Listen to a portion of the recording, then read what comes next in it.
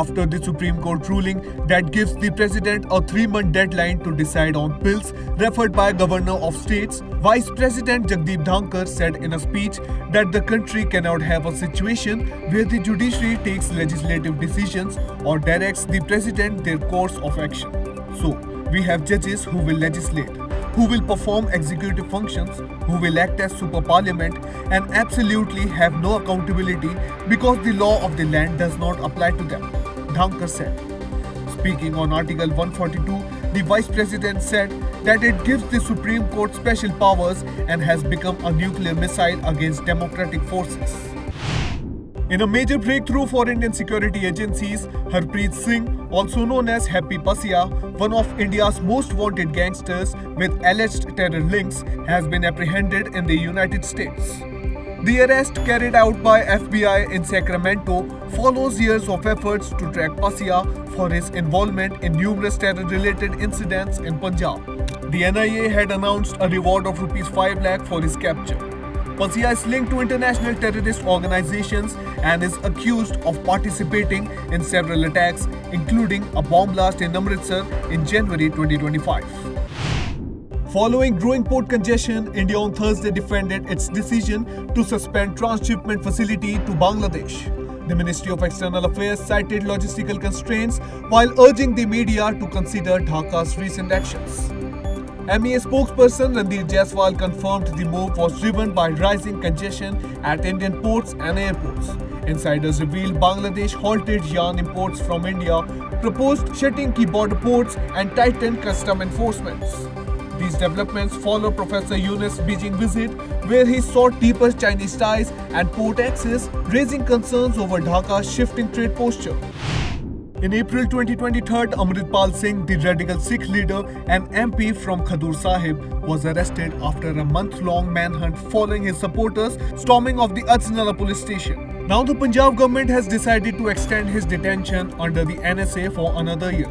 The 32-year-old, who has been held in Dibrugarh, Assam since his arrest, will remain in custody after consultations between the state and central agencies regarding security concerns. However, the detention of 9 of his accomplices will not be extended, as these individuals are now in police custody for further investigation into Ajnala attack.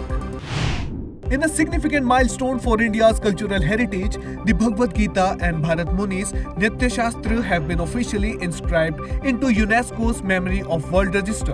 Prime Minister Narendra Modi celebrated the recognition as a proud moment for every Indian across the world, highlighting the timeless wisdom and rich culture these works embody. These works have nurtured civilization for centuries and continue to inspire the world, he posted on X. Union Minister Gajendra Singh Shekhawat hailed the honour as a historic moment for India's heritage. With this addition, India now has 14 entries into prestigious register, ensuring the preservation of these profound works for future generations. In yet another shocking attack on Hindus in Karnataka, 2 second-year PU students in Shivamogga were allegedly forced to remove their sacred thread, Janivara, by security staff at CET Examination Centre. The incident took place at Adichunchana Nagari Independent PU College. In response, members of the Brahmin community confronted the police, demanding action against the security guard. They also submitted a formal complaint to the Shivamogga DC, condemning the act as an insult to their dignity and accusing it of being anti-Brahmin and anti-Hindu. A video of the confrontation went viral, sparking public outrage. Amid growing tensions over the portrayal of Aurangzeb, which has hurt Hindu sentiments, the Hindu Raksha Dal vehemently blackened a painting of the Mughal ruler at Ghaziabad railway station on Friday as a part of their protest.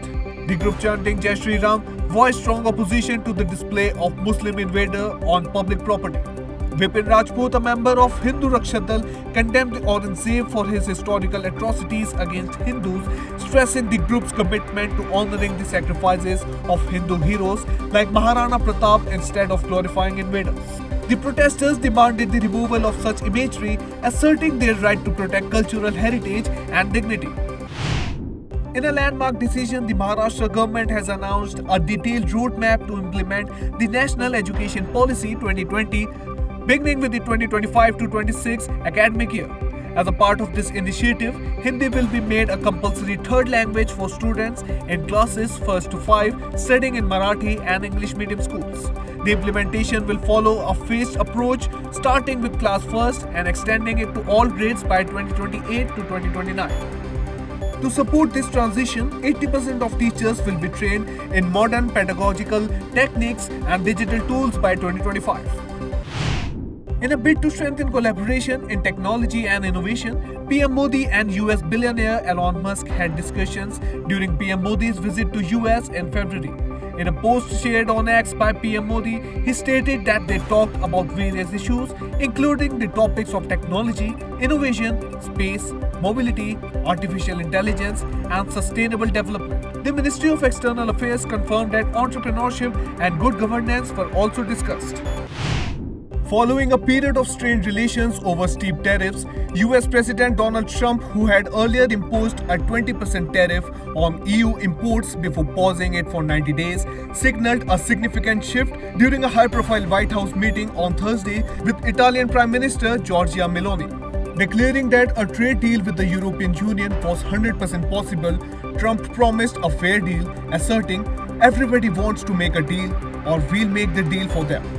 He praised Meloni as a very special person and a real leader, while Meloni echoed their shared conservative values and reaffirmed her commitment to strengthening transatlantic ties. In a significant escalation to the US-China tariff dispute, President Donald Trump voiced confidence in reaching a very good deal with China.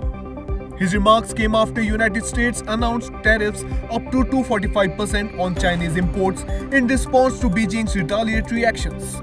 The announcement coincided with Trump's meeting with Italian Prime Minister Giorgia Meloni, the first European leader to hold direct talks with him since US tariffs were imposed on European exports. Undeterred, Trump declared, "Nobody can compete with us." The White House emphasized that the ball is in China's court, while Beijing urged Washington to stop threatening and blackmailing. After calling Harvard a joke earlier this week, US President Trump has escalated his criticism, labeling the prestigious Ivy League university a disgrace. His remarks come amid growing national protests following the White House decision to freeze approximately $2.3 billion in federal funding to Harvard University. Additionally, the report suggests the IRS is preparing to revoke the university's tax-exempt status. Trump accused Harvard of being obviously anti-Semitic and all woke, warning the institutions like Columbia and Princeton could face similar scrutiny. In a tragic escalation of the ongoing conflict in Yemen, US airstrikes targeted the Ras Isa oil port, killing at least 30 people and injuring 80 others, according to the Houthi reports. The attack, which took place on Friday, stands as one of the deadliest incidents in the months-long military campaign under President Trump. While the airstrikes have faced widespread condemnation, the US remains focused on regional security and counter-terrorism efforts. These operations aim to dismantle the Houthis, whose actions have been destabilizing Yemen and triggering the conflict. As the tariff war initiated by US President Trump continues to reverberate through global economies, Canadian PM Mark Carney stated that the greatest threat to Canada's economy is the Republican leader.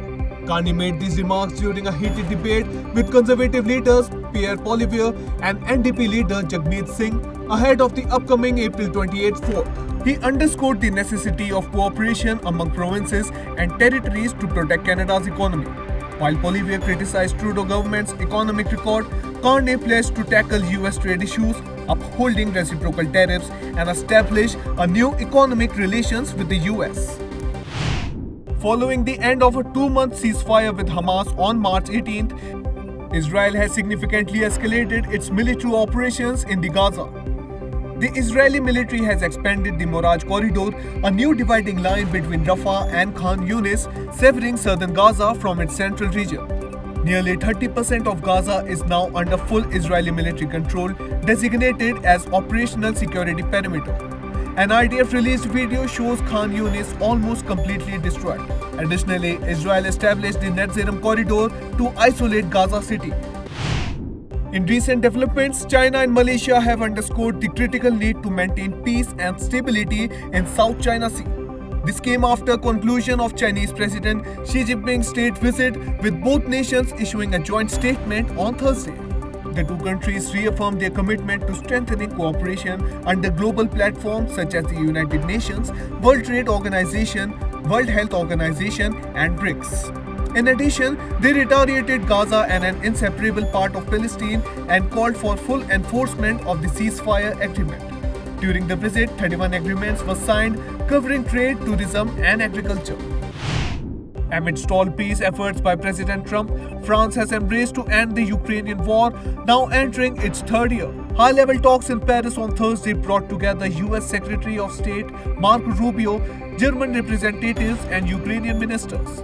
President Emmanuel Macron hosted the summit, describing it as a positive process that firmly includes Europe's voice. A follow-up meeting is scheduled for London.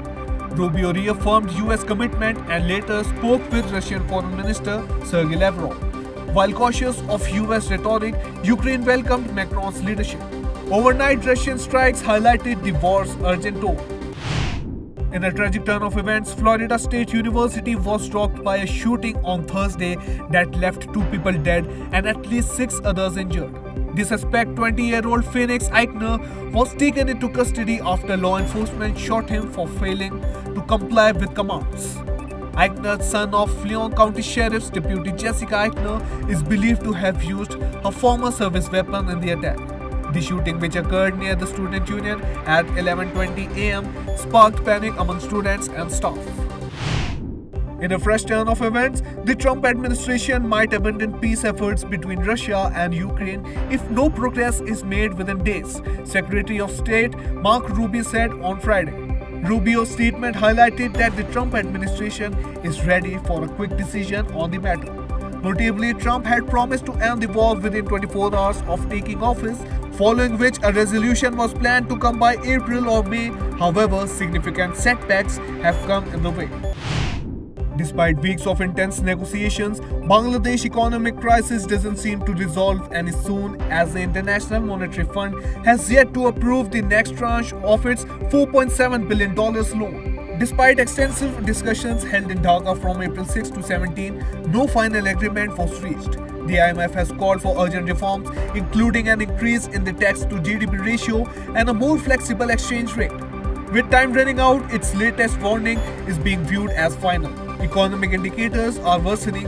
Growth has dropped to 3.3%, inflation has risen to 9.4%, reserves have fallen to $21.8 billion, and exports are slowing.